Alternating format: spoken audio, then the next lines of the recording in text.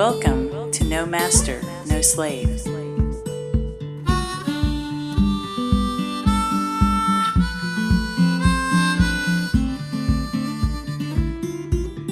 A show that seeks to reveal the hidden aspects of our world.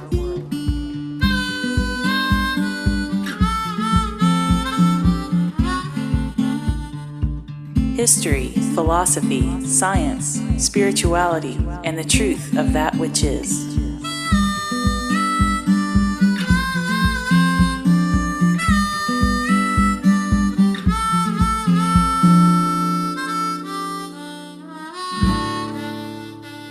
No master, no slave.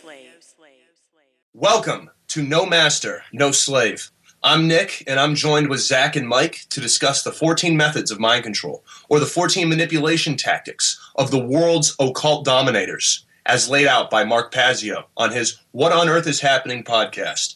In order, we will be covering obfuscation, worldview poisoning, primal fears, divide and conquer, indoctrination, controlled opposition, controls of mass media, food and medicine, the financial system, the denial, hassle, ridicule factor, the illusion of time, religion, subversive symbolism, and chaos sorcery. We will be carrying on in a series to cover all of these tactics thoroughly. To begin, we will kick off the series with obfuscation and worldview poisoning. Obfuscation is a tried and true strategy for political candidates and public officials to pretend to care about important issues while avoiding commitments, timelines, specifics. Obfuscation is also used to confuse and reverse the definitions of words and concepts, or to give certain words and concepts sole connotations, whether for better or for worse. Obfuscation is more than just simply inarticulate or clumsy speech. It is a deliberate, intentional misusage of language in order to avoid any type of communication or to conceal or distract from substance or meaning. The definition of obfuscation is to make obscure or unclear, to confuse, to bewilder. One of its antonyms would be to clarify. Obfuscation has its etymological roots in Latin, from the Latin verb obfuscare, which means to darken or to make dark. So when we obfuscate words, we confuse the meanings in people's minds. We give them false definitions in order to poison their worldview or to make them more susceptible to our manipulation. Because if people don't have a clear understanding of what words are and what their literal definitions are, then people can make up whatever they want and get people to buy into it because they don't have a clear understanding of what the truth is. And the truth is simple. It's always been simple. But when the controllers and dominators obfuscate words, obfuscate meanings, obfuscate definitions, they make the truth seem convoluted and crazy and weird and hard to discover for the individual, which is a perfect position for people to be in order for dominators to come in and rule their world and rule their minds. So this is a deliberate misusage of words, obfuscation, which leads to a poisoning of an individual's worldview or a society's worldview. Right on, dude. I think that's an amazing intro to this awesome series we're going to get into. Just want to let everybody know that whoever has been following this podcast in real time, it's been a little over a month since we've come out with anything. This is episode 7. We had some technical setbacks, but we do plan on pushing these out at a pretty regular basis. We plan on doing one a week, and this series might take us like 7 weeks to get through. But I'm real excited about it. And I could just give one quick example of an obfuscated word. I'll just jump into the word shell shock. You know, I mean, what do we have today? We have post-traumatic stress disorder. Now soldiers and people who come back from wars don't have shell shock. They have post-traumatic stress disorder. You've taken all the realness out of all the truth out of that word. Now granted, yeah, we understand what post-traumatic stress disorder is, but shell shock gives you, shell shock. It gives you a emotional feeling. You understand that they're really damaged. I mean, or I don't want to say damaged, but the war and the act of being in war and doing the things you do in that environment has caused massive psychological and emotional trauma. And and people, I mean, it went through different decades. I say gradually the truth got taken out of it. It went from like shell shock, and it became I think battle fatigue, and now we up to the present day PTSD.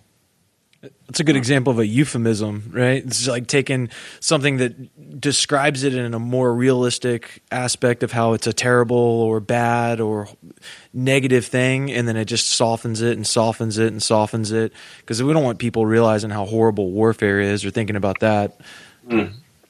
Right.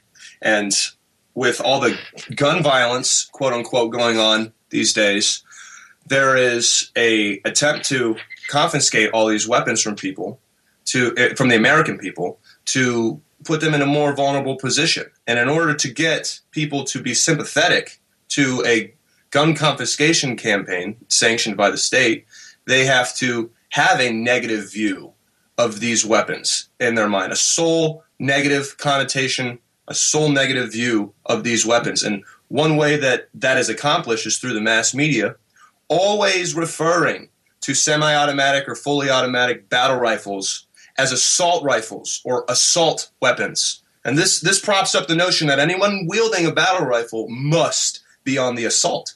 This subversively imprints onto the psyche that there is no defensive capacity for these weapons, and anybody in possession of one must be a criminal. So when the unwitting masses hear this repeating through the media over and over again, they're likely to become sympathetic to a state-sanctioned gun confiscation campaign.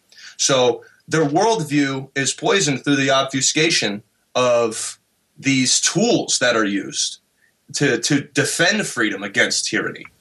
And if the people have a sole negative worldview of these tools, then they'll be real quick to give them away and to give that right up and to give the capacity to use force completely over to the state.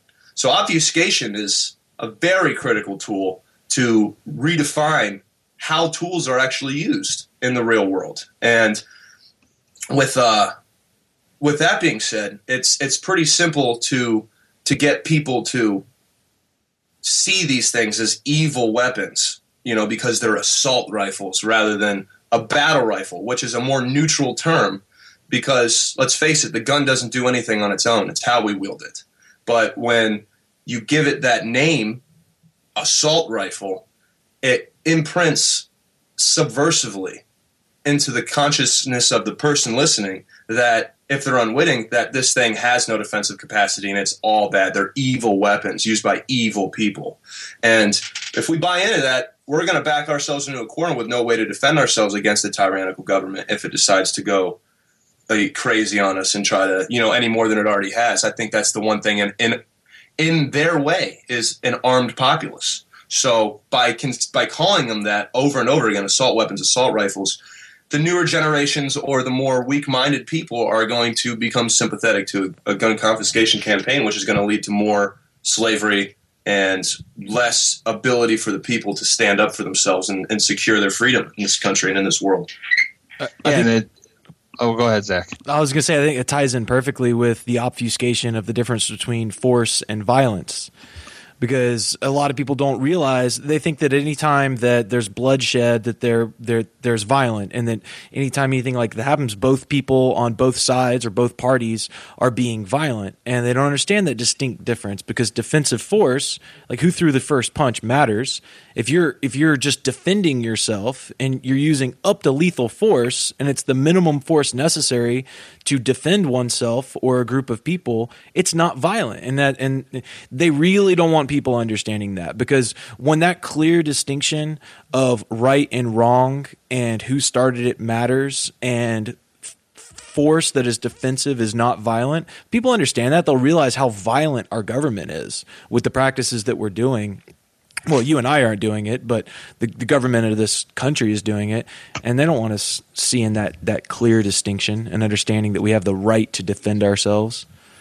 Yeah, the perfect example of that is just, this whole gun confiscation push and gun control push. I just saw this recent piece by, it was called Occupy Democrats or something on Facebook, and they're appealing to the emotional side of people. We're saying, we need to act, we need to take these guns, we need to stop violence. Yes, stopping violence is correct, but taking guns does nothing but perpetuate violence, because then you have a state which has all the weapons and a people which is unarmed. And let's see the track record for that with the word democide. If people aren't familiar with that term, it means homicide by your own government. Death by government is what it really means. And in this, in the 20th century alone, I think there were at least 250 plus million people. I'm sure that's the ones just counted up for. And you know what? It even goes back to the ancient past. They may have not had battle rifles or semi-automatic weapons or even handguns or anything like that, but they had their weapons taken from them, their defensive weapons, and the same thing happened. Like they say they had swords or even farming tools. Anything like that, it was usually the same tactic it was using the people, and then there goes the kings and queens doing what they want with the land. But I also wanted to bring up a modern example of this, where we have Obama bombing a wedding. I think he killed 140 people. I don't know exactly which country. I would imagine, I don't want to make a guess, but I would imagine probably Syria or some area like that right now, because that's kind of where the attention of the world is at the current moment. And of course, Gaza, don't forget about Gaza. 500 kids just died in the past 50 days, but don't worry about Gaza. Just focus on Syria. I mean, and you know what? It's all important. Everyone dying overseas is important. People dying here are important. Every single person in the state of hardship is equally of value. And it's just, they'll take this thing where it's like, okay, people with guns are the bad guys, but yet our president bombing civilians overseas is fine. They will obfuscate that completely. They will confuse who is good and who is bad. They will have the people divided amongst themselves instead of focusing on the true problem, which is the system itself. The system itself is the real problem here. If we could focus our energy upon the system that is perpetuating this violence, then we can really get somewhere. I would say that the occult dominators who use the system to secure control of the world have obfuscated terms like anarchy in order to confuse people into seeing that a world without rulers and masters is just absolute chaos, which isn't true. We're in a form of organized chaos right now because of the hierarchical authoritarian paradigm that we're in. They use coercive tactics and violence in order to secure their control. So they've obfuscated the whole notion of anarchy, which is simply means no rulers, no masters. Does not mean no rules. There always will be rules. There always will be laws of nature. Anybody can say that there is or isn't, but it's irrelevant, meaningless, because humans aren't the arbiters of that. We don't get to decide what that is. So there always will be rules, but this idea of no masters, no rulers will give rise to there being no slaves. And when there's no slavery, there's freedom. So freedom has been equated with chaos and devastation within society. Freedom from rulers and masters, freedom from control institutions. This perverted showcase of anarchy puts forward the notion that without rulers and masters, controllers, government, control-based institutions, or in other words, if people were free to live and exist with their own devices, and that we would just destroy ourselves infinitely more than in the current paradigm of control and authoritarian hierarchy. So this suggests that people need controllers in order to exist. And this is the perfect worldview for a slave on a farm. So if we have these concepts of anarchy, which are very simple, the truth is simple. The word only means and has always only meant no rulers, no masters. But with the confusion put forward by the obfuscation of this term, people have that definition in mind subconsciously, that it means chaos, devastation. And they'll even bring it to the consciousness or their conscious mind when they speak about it and say that, yeah, anarchy, yeah, that's punk rock and craziness. Yeah, it's hardcore, no rules, gang mob mentality where the streets are just Sons of Anarchy. Yeah, Sons of Anarchy. Yeah, littered with motorcycle gangs that are unruly. That's what it's going to turn into without government, without controllers, without hierarchies and institutions based on control. So obfuscation, time and time again, is used to confuse people into buying into the lie of the system. So it is a very commonly used by the controllers and very effective tool that is manipulating the mass consciousness to be slaves and to remain slaves. Yeah, and people always say, well, without it being written down, how do you know? Well, that's very simple, folks. You know by your emotional compass. If you feel something in your body and with your emotions that does not feel right, that doesn't sit right with you, then that action or that thought or whatever you're having is probably not in alignment with natural law and cosmic law. And and even the Constitution. I'm not a constitutionalist, but there are a few I can recognize truth when I see it. Things such as the First Amendment and the Second Amendment, brilliant, perfect. Those are just reiterating more natural law principles. Is what those parts of that document are doing. And those are probably the most quoted, two of the most quoted amendments on the Constitution itself for good reason.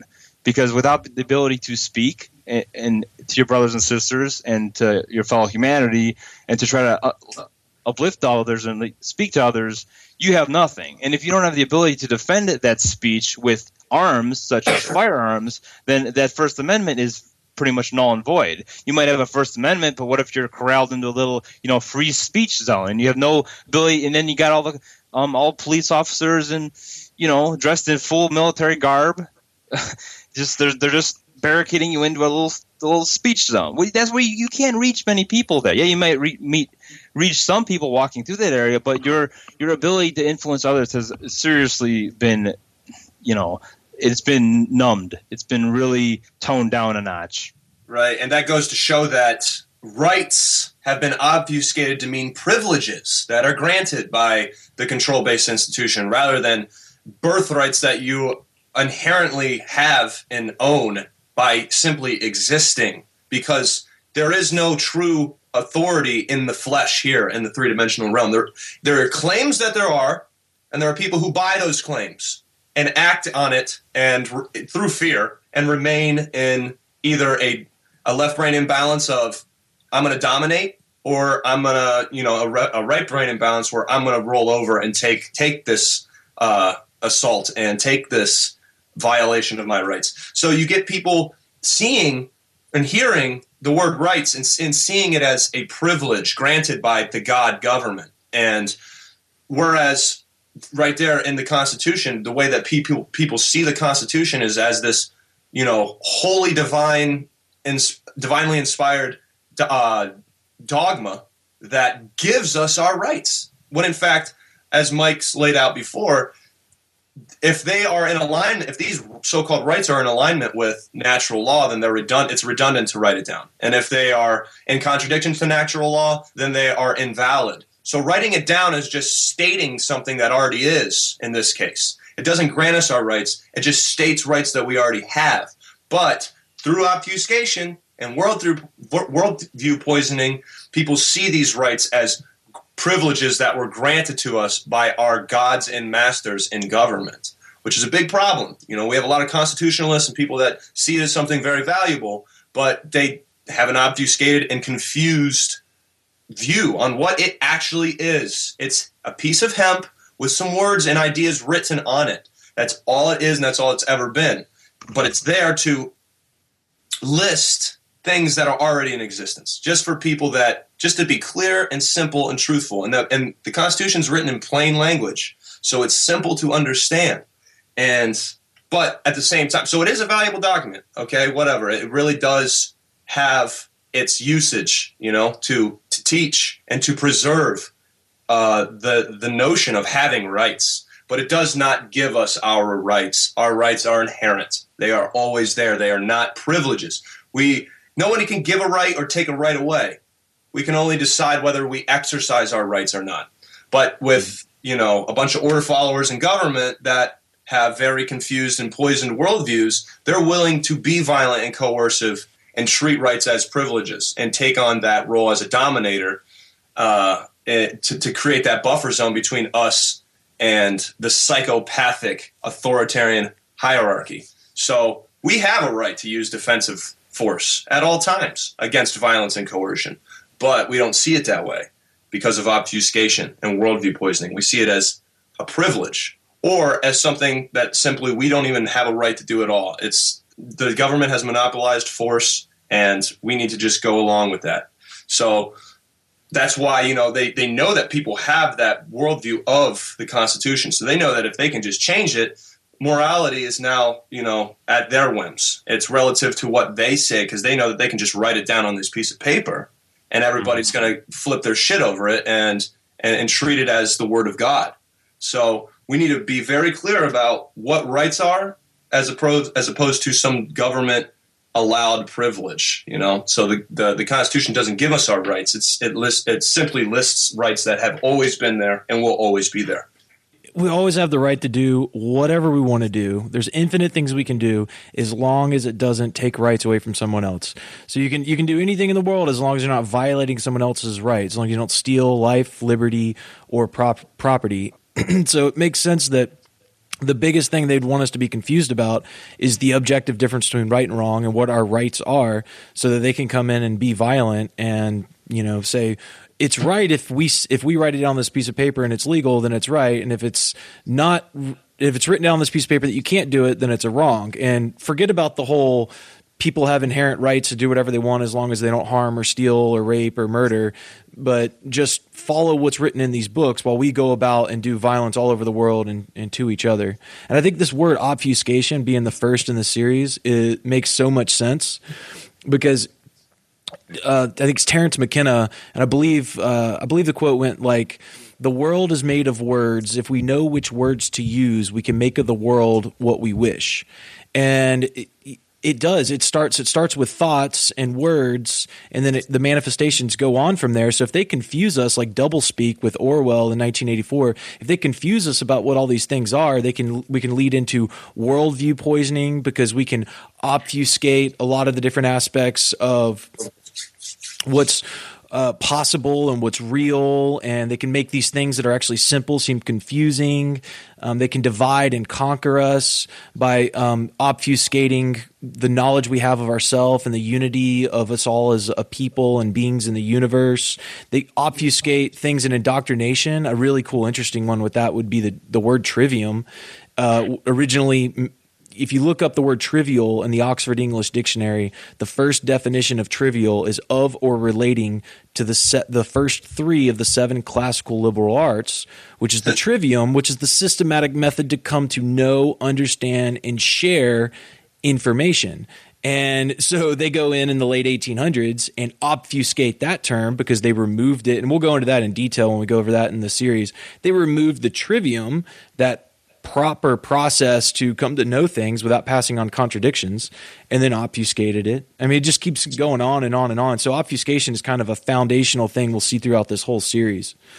And people commonly refer to petty and irrelevant and meaningless things as trivial. So the whole pursuit of knowledge, they're constantly subconsciously imprinting that the pursuit of knowledge is trivial because it's petty, it's meaningless and irrelevant due to that obfuscated term. So people won't even see knowledge as something useful. They won't see the pursuit of truth as something useful. That's a very poisonous worldview due to obfuscation.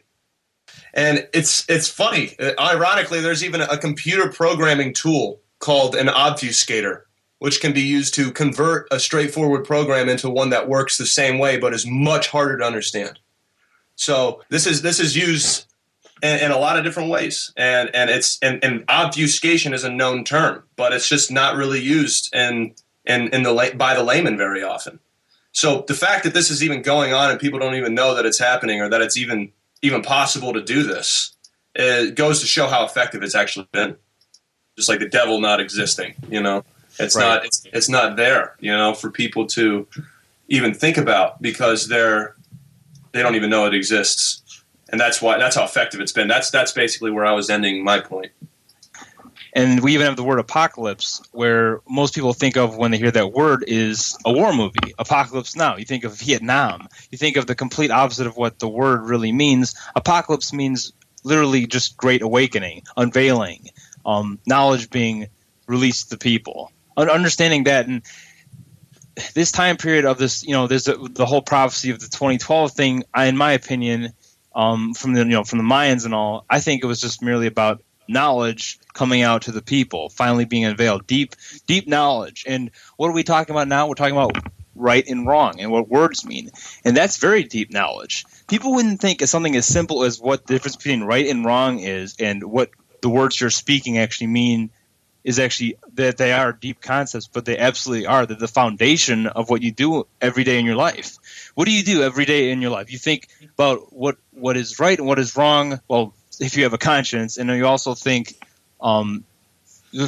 feel. You use your emotion. You use your emotional compass. And if you have your conscience there, or if you're trying to build your conscience, you will try to feel more. You will try to view things that may not make you feel so great. And there's, with this time of great unveiling, we're seeing a lot of really dark stuff coming out, really dark shit. Everything from pedophilia to dark occultists, child trafficking, the Gaza Strip being basically a giant open air prison, 9/11, all of that stuff. That is an example of the apocalypse, not some war torn, land that people think of, or they have this fear reaction. They think of a post-apocalypse is another great example of this in movies.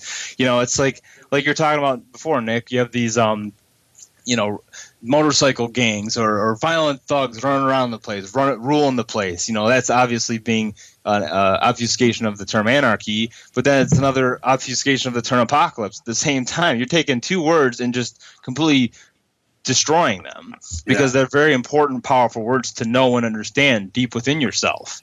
And once you know what those words are, you can also alleviate fear from other people, because knowledge and action can help you relieve fear. Knowing about these methods of mind control will put you in a place of power to defend yourself and insulate yourself against these tactics. Because if you're not aware of something that is happening to you, that there's a chemical in your water, such as fluoride, that is, calcifying your pineal gland.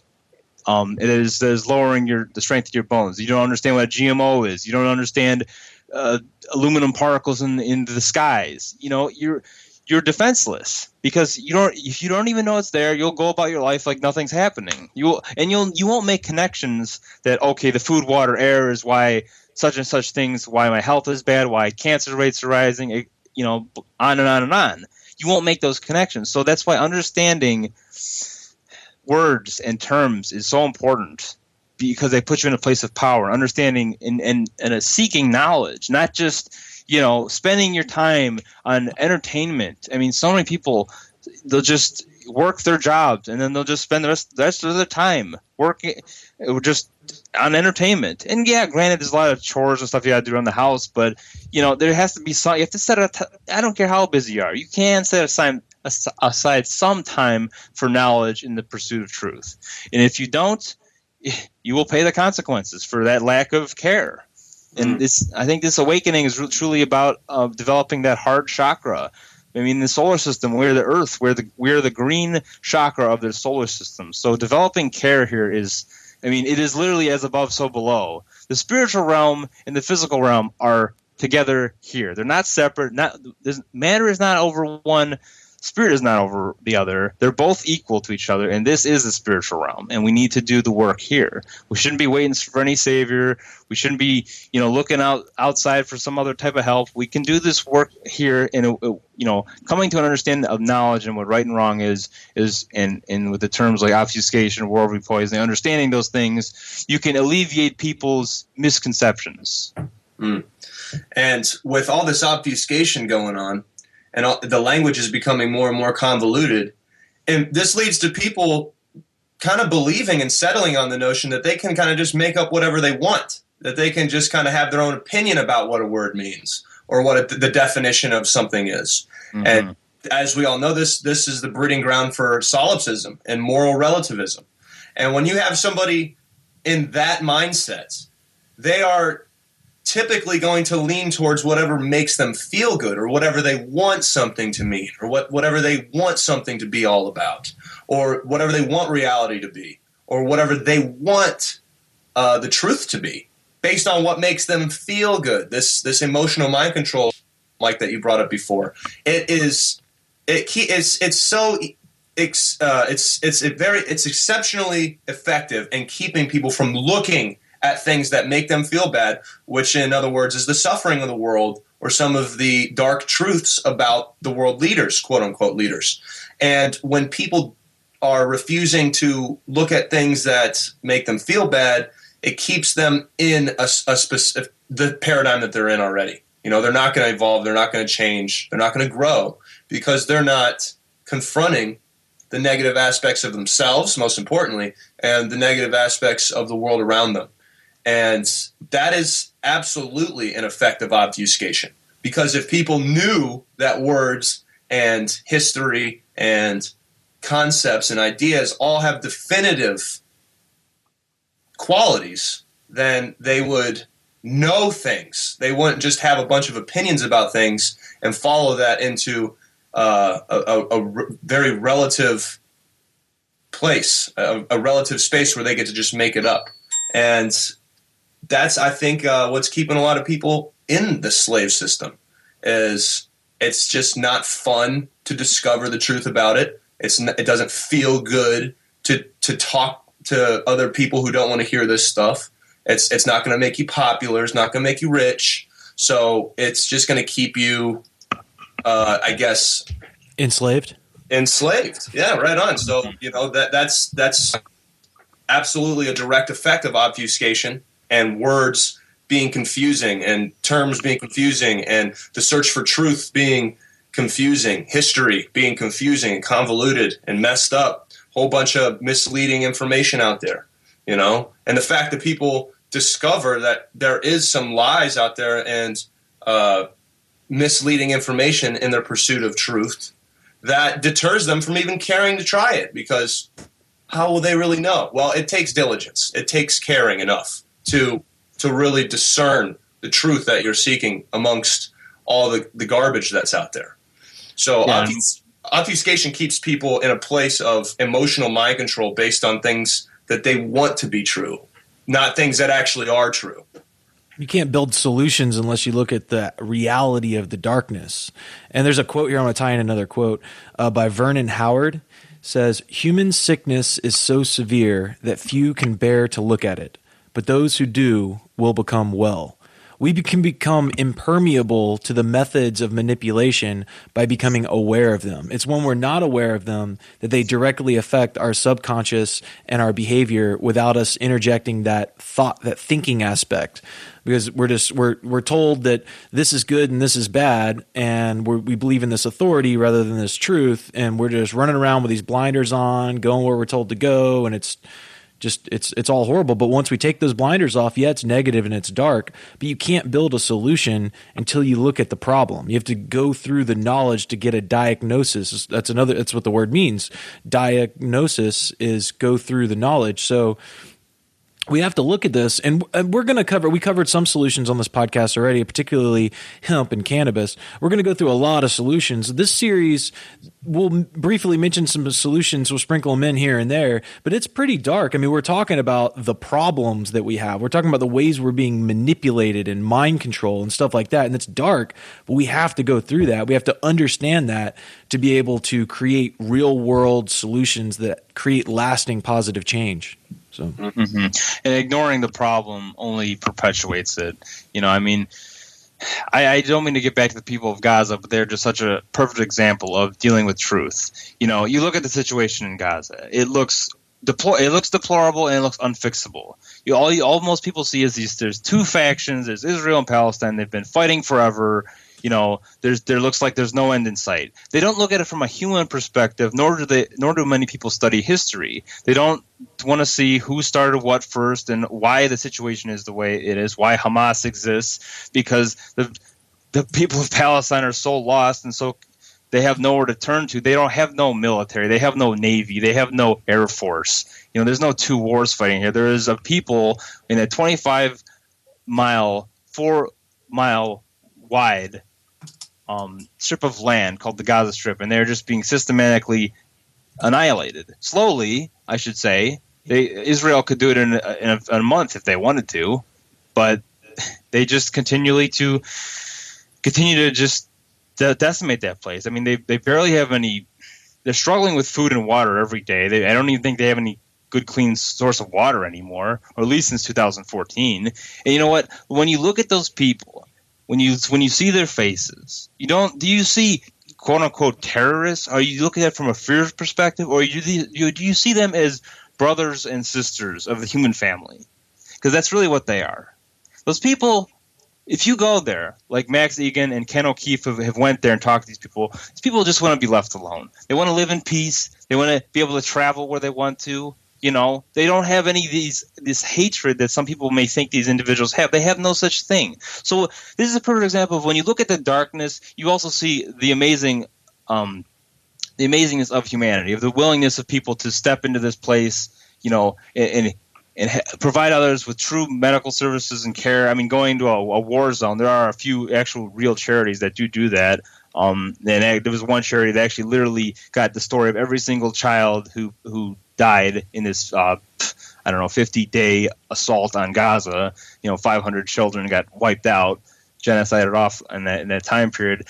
But then you see the care, the courage. You see when you look at the darkest things, you also see the brightest things. You see the courageous acts of humanity. You see all those positive things that you might not even been looking for. You might have been almost in this just mostly dark state. Honestly, with the mainstream worldview, you mostly only focus on the dark. There's another killing, or whatever's on the local news. It's always such a focus on the negative versus an empathic human perspective. It's looking at it from a political or this or that or a confused version of history, which is usually faked anyway, because people aren't doing their own critical thinking. But anyway, this really gets into worldview poisoning. And when you can take a people and you can tell another people that they're your enemy, and you can continue to annihilate them when you never actually got a chance to even get to know who these people are. You never took the time to research, to read books, to watch documentaries, to see pictures of them, and to hear their own stories. And when you do that, it crushes the fear, because like you talked about earlier, Nick, you talked about evolution. How so many people have this idea of evolution being our Darwinian version of evolution, being, it's just biological, purely biological. It's survival of the fittest. Yeah, whoever's the most ruthless should win, and that's a good system, because we're just working with nature, because that's how nature works, right? Well, no, it's not that. Darwin himself never even found enough evidence for his theories, and he thought his theories would have been overturned a long time ago. I'm not saying evolution doesn't exist. It absolutely does. But it comes from a point of evolution of consciousness, not just biological material. Biological material can come and go, and yeah, there might be some changes in that, but does that really mean the being is evolving and truly evolving through a consciousness perspective to understanding moral truths and natural law? I mean, to me that's true evolution. When you stop dividing one another, and that idea is so easily used. I mean, just going back to Gaza real quick, how easily could a view like that be used upon another people? When you think, survival of the fittest, who cares? Obviously they should just. I mean, who cares? I mean, so many people will say literally, just turn it into a parking lot. Turn the place into a parking lot. Where is the humanity in that? Where is the care in that? That is just the most disconnected viewpoint from your fellow brothers and sisters. You should look at the situation with true empathy, and not just with the propaganda machine the mainstream media is perpetuating. Those people, they have a chance to speak some truth. I mean, and they don't. And you know what? At the very least, they should talk about the legislation that prevents them from speaking the truth. If they wanted to actually do something, they should go on air, talk about the legislation that does not allow me to even say such and such, that this exists, and that would even help awaken some people and awaken some hearts to what the situation in the world. But I mean, worldview poisoning is the perfect way to get people to literally commit genocide. I mean, look at Nazi Germany. You had to poison everyone's worldview first in that country before you started taking care of the Jews, you know. And then, if you ask any single person in Nazi Germany, are they a moral being? Are they really a moral person? They would absolutely say, "Of course I am." They would probably get offended and say, "How dare you even say such a thing to me?" When in fact they were not. How can you be a moral being when your country is trying to literally dominate the planet?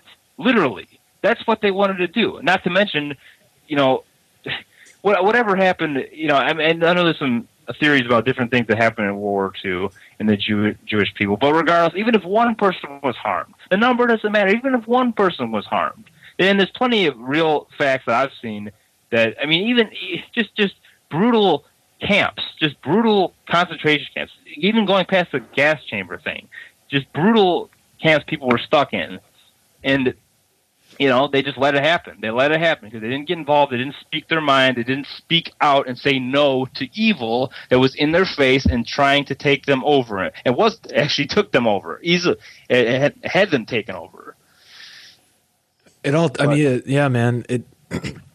It all just makes so much sense, dude. They want to poison our worldview, make us think that we can't change. It's always been this way. It's always going to be this way. We can't come to know that which is. We can't affect real lasting change.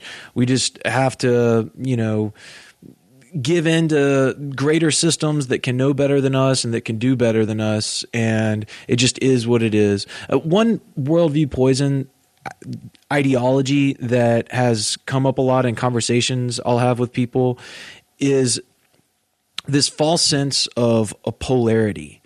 So they look at good and evil, right? Or freedom and slavery as a polarity. And they feel like we need to have 50-50 of both. And that if we didn't have the evil, then the juxtaposition wouldn't be there for us to sense the good. And when I tell these people, it's like, do I need to have my hand in a fire 50% of the time to know that it hurts? No, I don't. I can use wisdom. I could see that it hurts someone else. I could have touched it once. You know, there's two ways to learn. One is suffering and the other one is wisdom. So I could learn through one or both and work to a situation to where there's less and less suffering. We don't need 50% suffering. Although I'd argue right now we have more than 50% suffering in forms of slavery, but we don't need 50% of it. That's a poisoned worldview. And you know, there's a whole list of these foundational poison worldviews. We don't need 50-50 good and evil. That's poisoned. We are not born evil.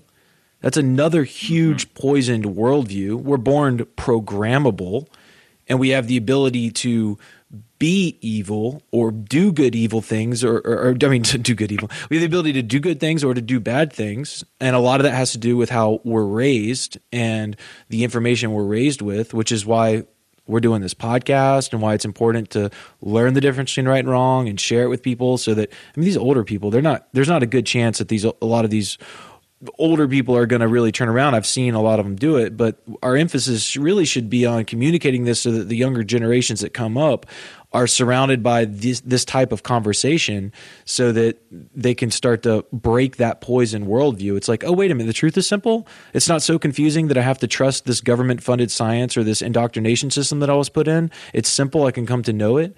There's a difference between authority and truth, and authority is not truth, but truth is authority. Like if you get a young generation coming up, like breaking free of these obfuscations and these worldview poisonings, you'll have less and less people willing to give their working hour wages to fund wars all over the place and increase slavery. You know, it all really ties in. Yeah, once the worldview has been healed, you no longer have people saying, "Oh, what can one little old person do? What can little old me do?" You know, the value of the individual will skyrocket once the worldview has been healed. We won't be statists anymore. We won't centralize power to some type of external entity at the exploitation or at the expense of the individual. We'll no longer do that. We'll have free people with free minds to imagine all kinds of beautiful things to make this place better and to create, to bring heaven to earth through our imagination and through our collaboration and helping one another to help ourselves and get to a point to where there is no slavery and suffering and money and all that stuff will be a thing of the past.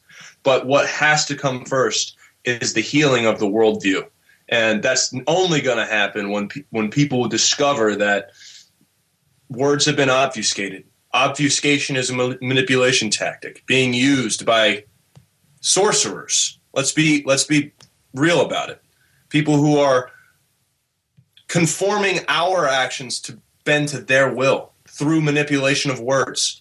You know, they're changing reality through us by getting at us through the mind and controlling our mind by controlling the words and what they mean.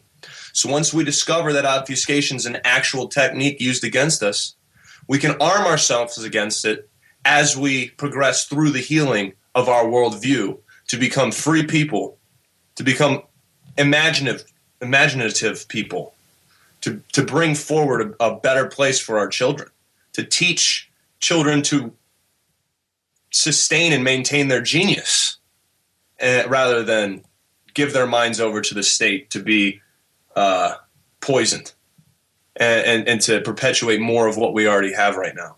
So we got to heal our worldview. And the only way to do that is by knowing that this technique is being used against us and then arming ourselves against it by getting some gnosis, getting some real knowledge about what these words are, where they came from, and how they've been changed.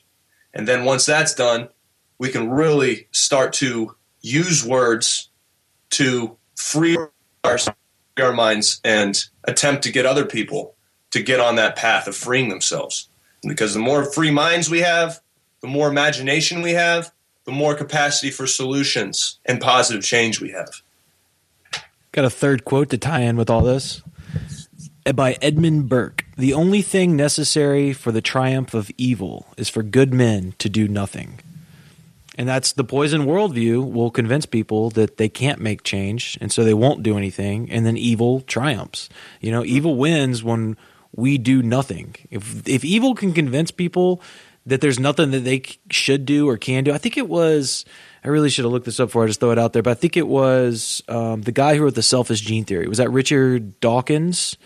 He gave a presentation and he ended it by basically telling people that it doesn't really matter what you do. Everything's all predetermined because it's just a whole bunch of sequences of accidents that stack onto each other. There is no free will, and what you do doesn't really matter because it's all predetermined in this like huge mechanical accident, lifeless mechanical accident. So basically there's no free will, you can't change anything, and it doesn't matter what you do.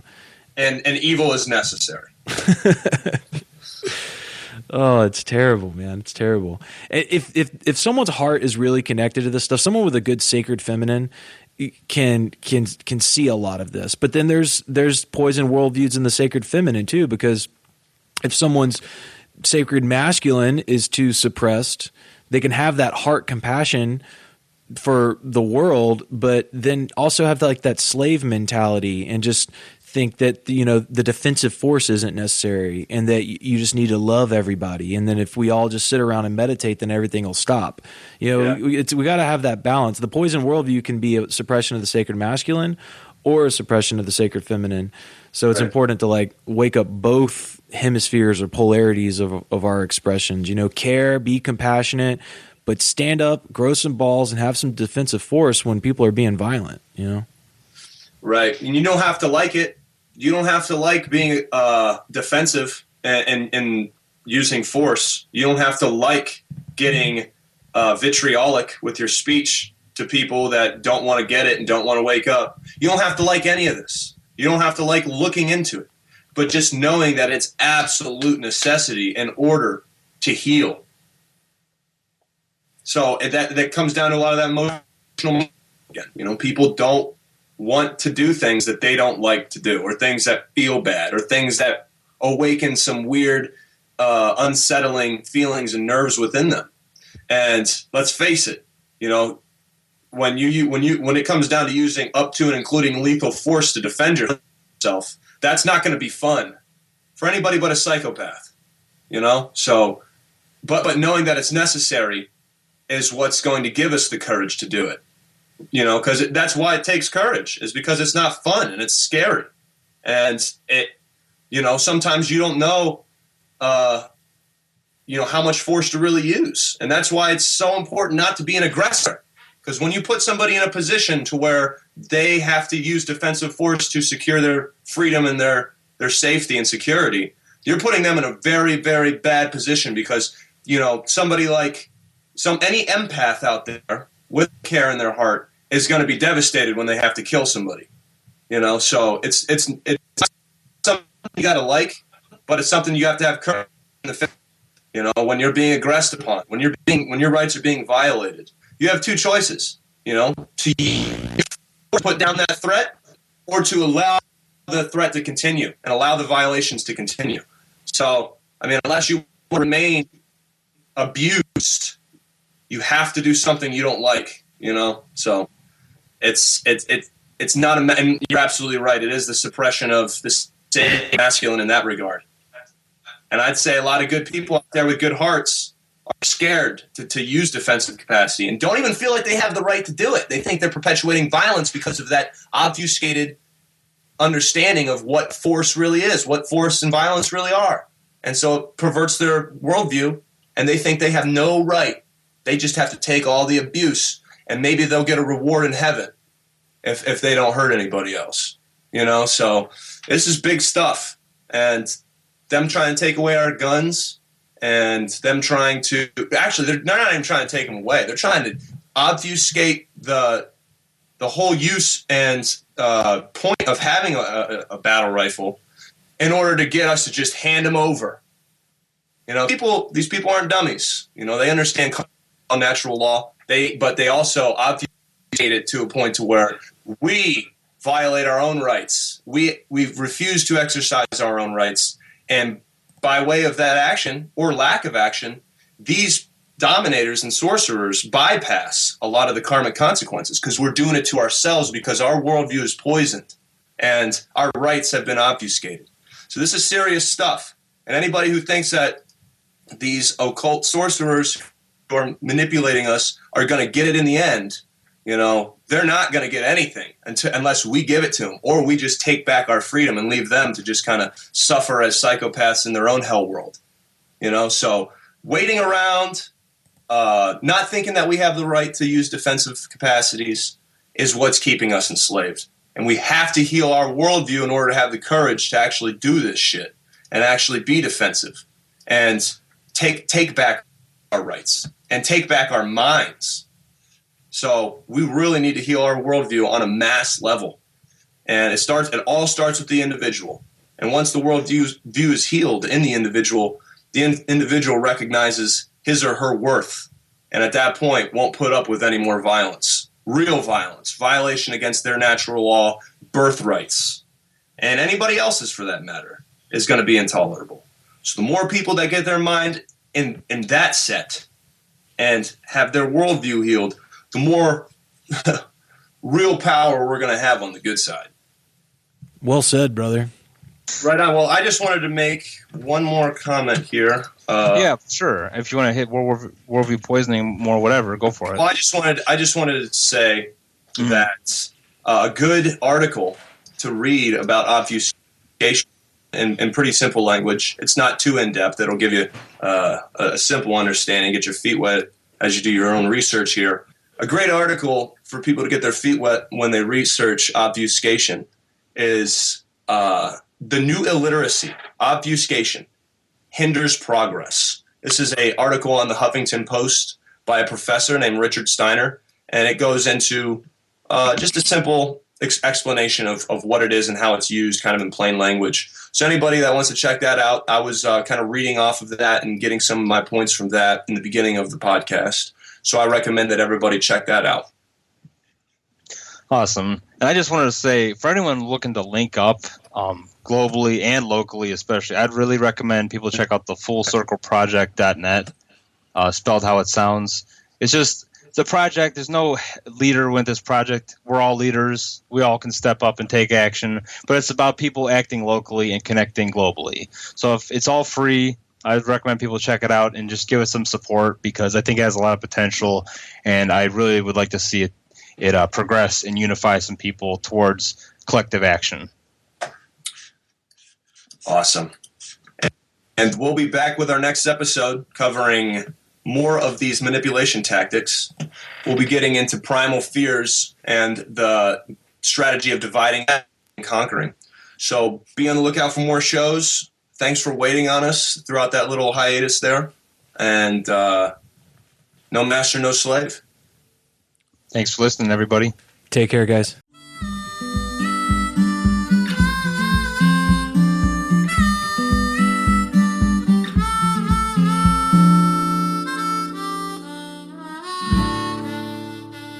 No master, no slave.